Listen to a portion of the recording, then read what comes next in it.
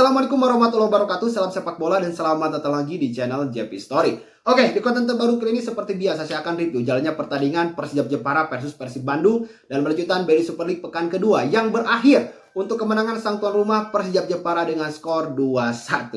Sangat begitu disayangkan Persib Bandung harus kehilangan poin di laga ini, padahal ini merupakan laga yang sangat penting sebenarnya untuk Persib Bandung dalam berada di posisi terbaik di awal-awal musim, sehingga kedepannya Persib Bandung bisa tampil konsisten dalam mendapatkan gelar juara ketiganya secara berturut-turut. Tetapi tentunya kita harus mengucapkan selamat ya kepada Persijap Jepara yang mampu tampil apik, tampil agresif, tampil menghibur mata penonton, dan semoga tambahan 3 poin ini menjadi poin modal penting untuk Persijap Jepara dalam mengarungi BRI Super League musim 2025-2020. Nah, saya akan mulai terlebih dahulu dari banyak bobotoh ya yang bertanya-tanya kepada manajemen Persib Bandung. Kenapa Persib pergi ke Persijap itu naik bis dengan memakan waktu itu hampir 8 jam. Menurut saya ini gak ergonomis sekali gitu ya. Perjalanan yang memakan waktu 8 jam ini, lalu juga membawa pemain sepak bola yang akan bertanding, itu kan sangat melelahkan. Pasti itu sangat melelahkan. Bahkan Hamrahe Anusa ya itu sempat mengatakan bahwa badannya ini udah terasa remuk gitu. Nah ini banyak bobotoh juga yang menyampaikan apakah gak ada cara lain untuk pergi ke Persijap selain naik bis gitu ya.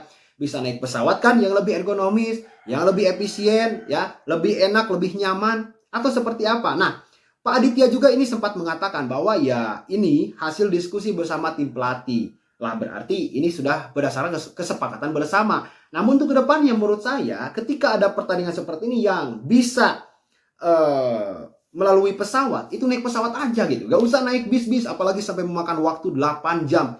Ini sangat lama sekali, gak ideal sebenarnya untuk seorang pemain sepak bola. Nah, dan sebenarnya juga Persib Bandung di babak pertama itu bermain apik loh, bermain baik, mereka bermain dengan penguasaan bola.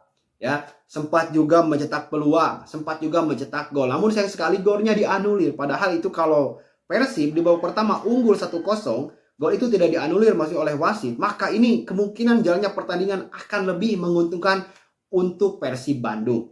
Karena dalam permainan yang sangat tertekan ini, dari babak pertama sampai dengan babak kedua, Persib Bandung itu gak berkembang secara permainan.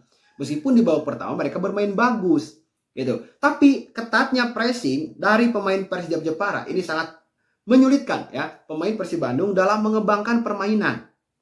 Nah ini yang memang menjadi kejutan ya, datangnya Persib ke Persijap itu dengan bermain pressing yang sangat tinggi. Kaget kita pun sebagai penonton, lah ini Persijap staminanya gak habis-habis gitu ya. Terus aja ngejar bola, ada yang pemain Persib memegang bola langsung ditempel 2 orang, yang lain 2 orang lagi. Jadi jujur kalau bermain seperti ini juga ya pemain Persib gak tenang, apalagi ini berada di kandang lawan gitu ya, yang mana ternyata supporter dari Persib Jepara ini sangat begitu edan sekali gitu ya.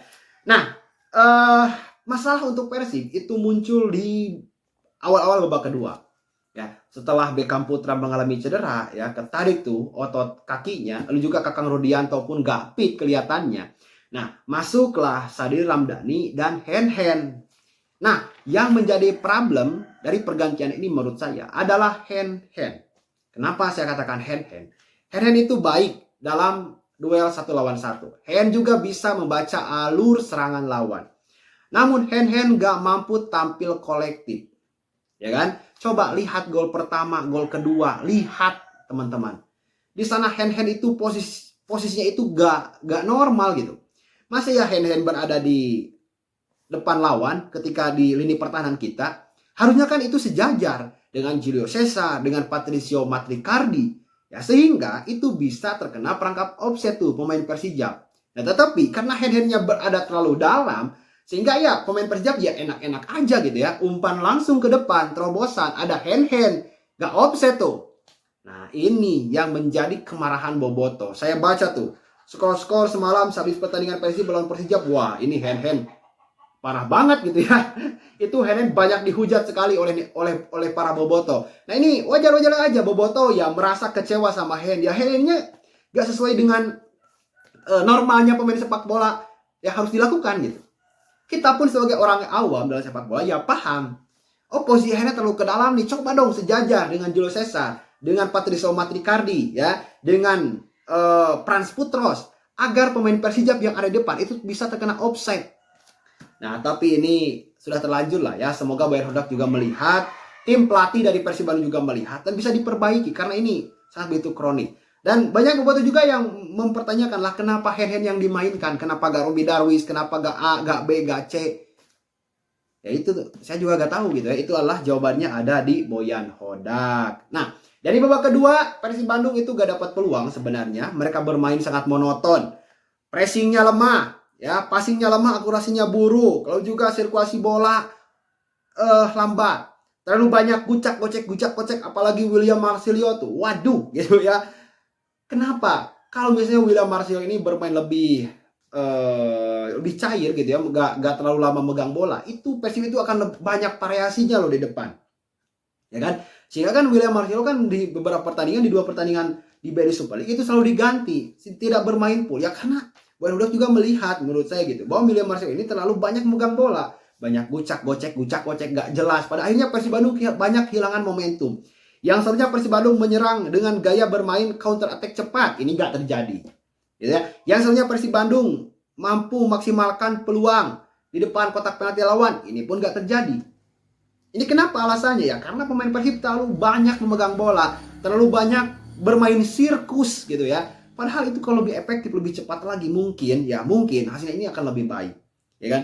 Lalu juga ya pada akhirnya Persib Bandung kan dihukum oleh 2 gol yang sangat konyol, yang sangat bodoh, ya seperti yang dikatakan oleh Boyan Hodak setelah di sesi interview selepas pertandingan, dia pun mengatakan kan bahwa gol kedua itu terjadi atas kondisi yang sangat bodoh dan tidak ada kata lain yang mampu menjelaskan selain kata bodoh itu. Wah, ini keras banget Boyan Hodak gitu ya.